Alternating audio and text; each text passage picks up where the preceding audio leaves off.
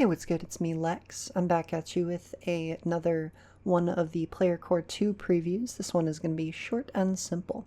I'm going to start with reading through what Paizo has put out, and then I'm going to give my thoughts and show off what the new stuff would look like in Pathbuilder, because I know that I kind of struggle to conceptualize how things work until I put them into Pathbuilder. It's kind of a mental thing for me. I just understand it a lot better when it's in that layout. Anyways, Player Core 2 preview, the Oracle Remastered. I see it in the flickering of my monitor. I hear it in the cawing of the seagulls fighting over a bagel outside my window. I smell it in my coffee from down the street. Not the coffee from up the street, the coffee from the other street, or the coffee from the corner. This is Seattle, after all. For the Oracle, coming in Pathfinder Player Core 2 is remastered. Oracles are divine spellcasters who draw their power not from prayer or devotion to a deity, but from a first-hand connection to the great mysteries of the universe. This connection is a double-edged sword, though, as gazing too deeply into these mysteries results in terrible backlash in the form of a divine curse. Will this unique relationship with the divine and its power at a price theme offer strong and appealing role-playing hooks that are very Galarian? What is the role of an oracle in a world where prophecy is lost?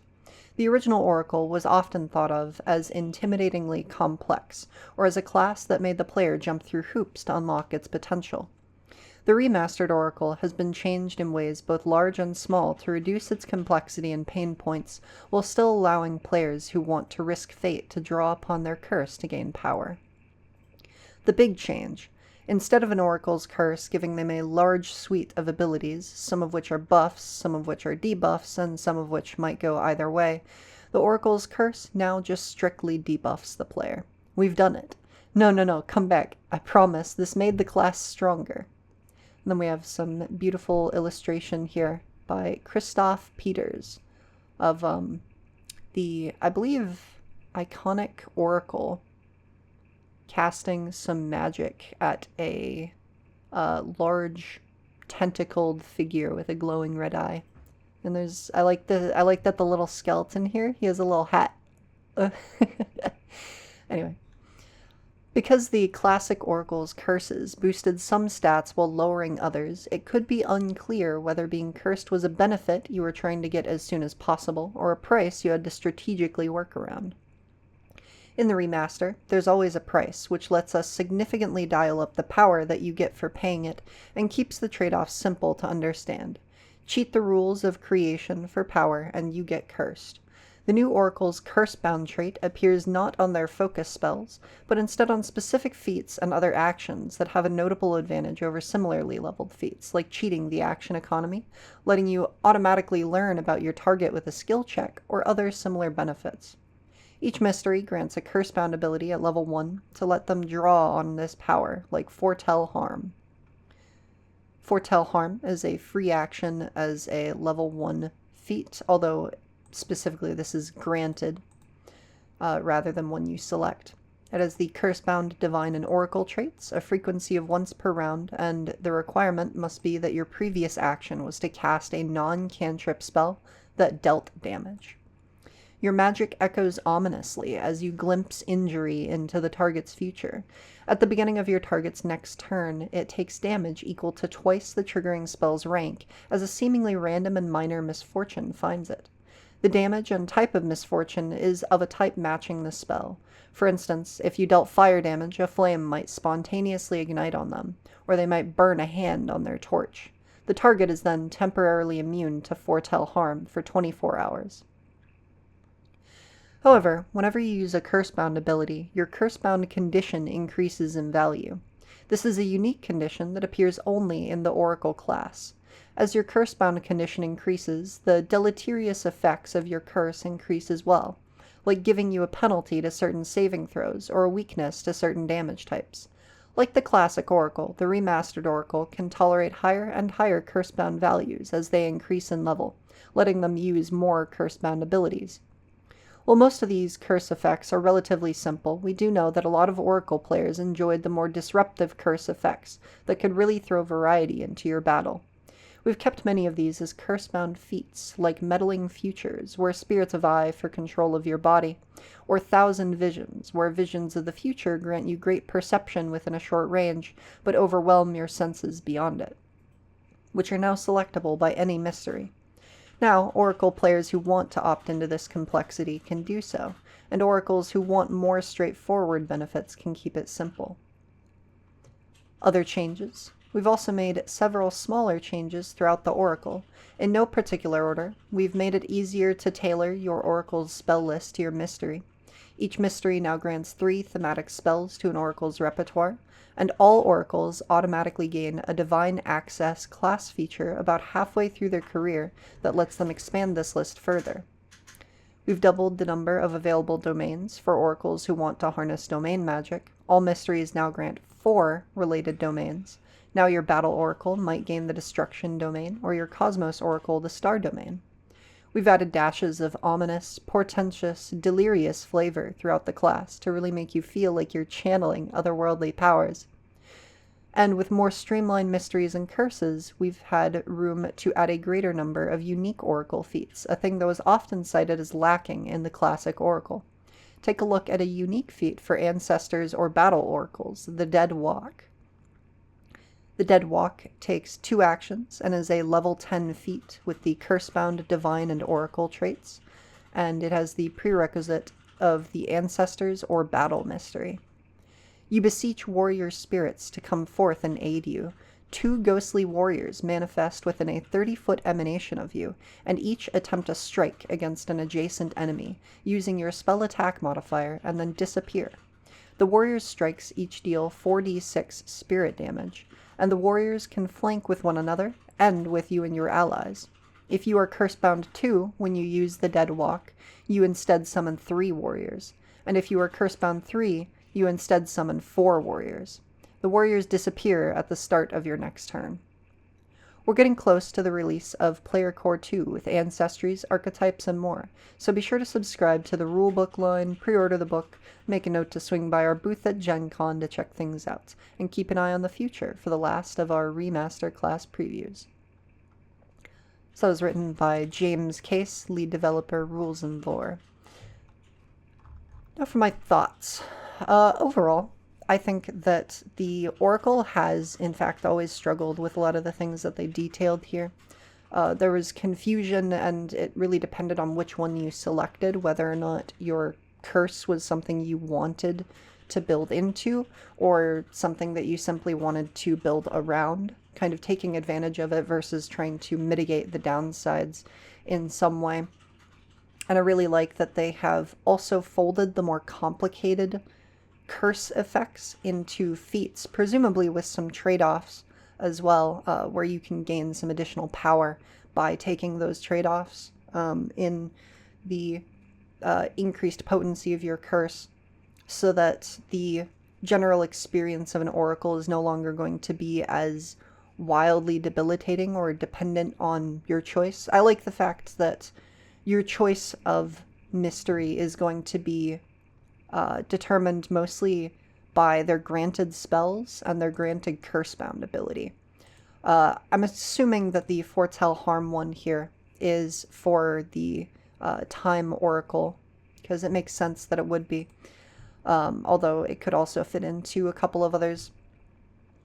But this being able to once per round basically give you the effects of dangerous sorcery, but in a second instance of damage, so it can trigger weaknesses more than once. It has some utility. I think it's a little weak, but not necessarily so weak as to not be able to use it now that curses are not as wildly debilitating as they are in the current game. So I'm very interested to see what the new curses are going to be. It also sounds like they're keeping the unique curse effects to each mystery. It's just that they're toning them down to simpler downsides, just straight penalties that you're taking, and then feats can make them more interesting, maybe with trade-offs, or just making them more dangerous, but increasing your potency in other ways. So I'm very much looking forward to seeing the new curses. all of the granted curse-bound abilities, because I think that there's a lot they can do with that, and if this is indicative of the other ones that they're going to make, I'm going to assume that generally the granted ones will be weaker, but then the ones you can pick up later are stronger. Notably, though, I do like that this essentially gives the Oracle 2 focus pools. They get their own focus spells, which they're granted by their curse, and can very easily get to 3 focus points on. And they have their curse-bound actions, which, as the Dead Walk demonstrates, should be about comparable to spells. Although the fact that this does not heighten... It has the curse-bound benefits of up to 4 warriors, which I suppose is heightening, but it feels a little bit off in like the way through which it increases its potency. We'll have to see it in play. I think it'll feel a lot better there than it does on paper. As far as the other changes that they have here, the granted thematic spells is a very big, very welcome change. One of my biggest issues with the Oracle since launch has always been that Divine Access was a mandatory feat. You couldn't take advantage of some of your mysteries benefits if you didn't take it. Not realistically, anyway. Things like Storm or Fire being limited exclusively to your focus spells was not particularly enjoyable to me. I had a lot of issues with that. And seeing that they get these granted spells is also a little bit nice for me, because I wrote some homebrew a while back for home games that I've played in and run. And what I did for the Oracle was I just gave them granted spells. I gave them one at each rank that fit the mystery, and that did a lot for the class. Doubling the number of available domains from 2 to 4. This is also good. I've never been the biggest fan of domains in general, although I believe every single domain is getting reprinted, and a lot of them are getting remastered in Divine Mysteries, one of the future books that's coming out in the next couple months. So regardless, though, it is still more focus spells and more utility. It's not that they're bad, it's just that I think that the domain spells are a little too wide and not quite deep enough. A lot of them don't provide enough to be worth taking. But having more options is going to be good regardless. Seeing Destruction on Battle or Cosmos gaining star. Dashes of flavor, always welcome. I love the flavor of the Oracle class. It's one of my favorite parts about it. And I would go as far as to say it's probably for many other people that as well. And as far as the Dead Walk, this is a very interesting curse-bound action here. This is just a full-fledged spell, but a very potent one as well. Getting to make 2 strikes, and you can flank on those strikes and attack the same creature, dealing spirit damage, and then they stay until the end of your the start of your next turn, and can provide flanking for the rest of your allies as well. This has a lot of setup because one of the main benefits of things like animal companions or summon spells is that you can place them in locations where they will be flanking with your teammates, because off guard is such a powerful condition but can sometimes be so hard to set up. And this sets it up for as many of your allies, well, I guess 2 to 4 of your allies within a 30-foot emanation. And I think that that's very useful on top of the 8d6 to 16d6 potential damage that you'll be dealing depending on if you hit or critically hit. Also, as for showing things off in Pathbuilder, I did not create full builds because the overhaul to the class is going to be far too in-depth for me to be able to do it justice with just adding what we have in.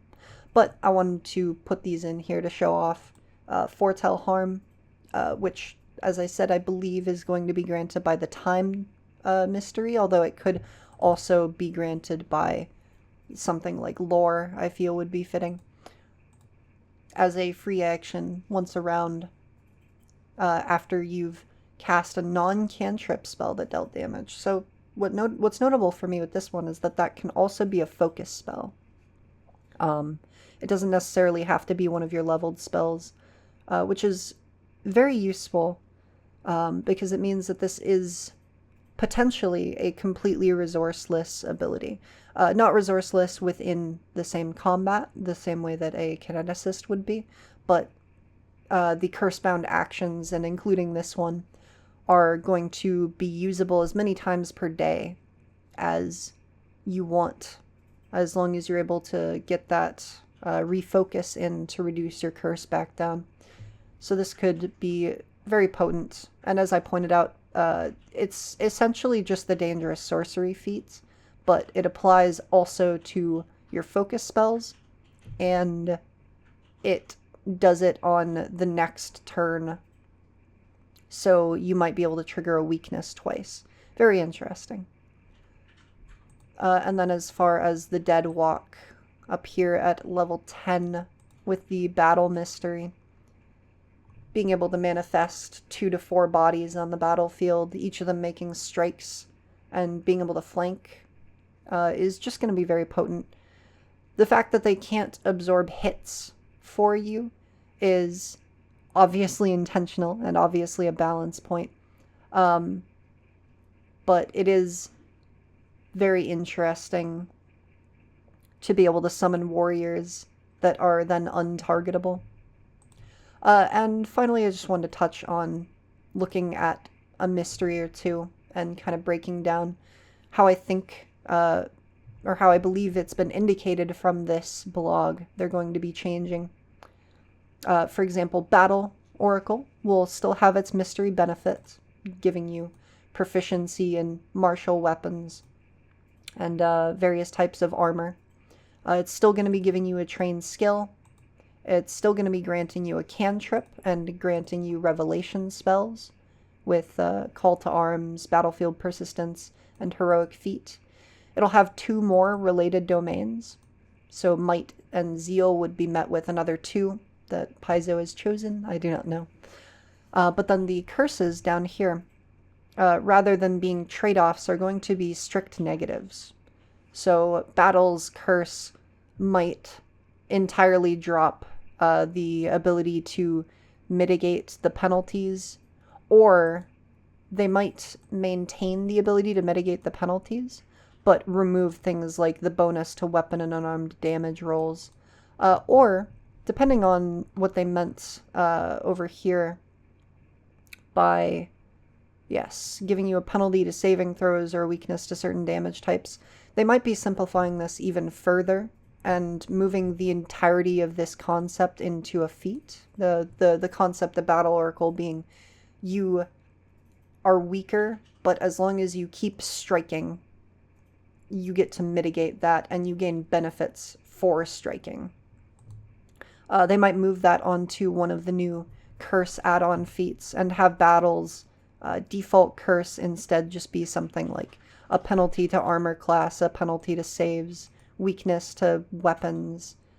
I'm spitballing here. I don't think that that's necessarily what they're going to do, but the point would be more so that I think the curses are going to be far simpler and more directly just debilitating. That's what I believe they've indicated here, and I think that that's a very interesting way to do it. And you might see something similar with Cosmos here, where you keep your mystery benefit, your trained skill, your granted cantrip, your revelation skills. You get 2 more domains, and you're going to be getting those 3 granted spells that are thematic for the Cosmos mystery. And then your curse would just be penalties here. No bonuses against trip attempts or the effects of multiple jumping skill feats, etc. Overall, I'm very excited for what's coming out in Player Core 2. Basically everything we've seen or heard about it has been very exciting to me. August is a wildly stacked month as far as Paizo releases go. I couldn't be more excited. And this is just added to it. I'm always, as always, trying to tamper my expectations because I don't think it's a good idea to get hyped for something more than optimistic about it. I think that this is going in a direction that I like and in a direction that I think most people will greatly enjoy. Anyways, that's all from me. I'll see you next time. Let me know down below what your thoughts about it are, the Oracle class, and being remastered, that is. And I will see you in the next one.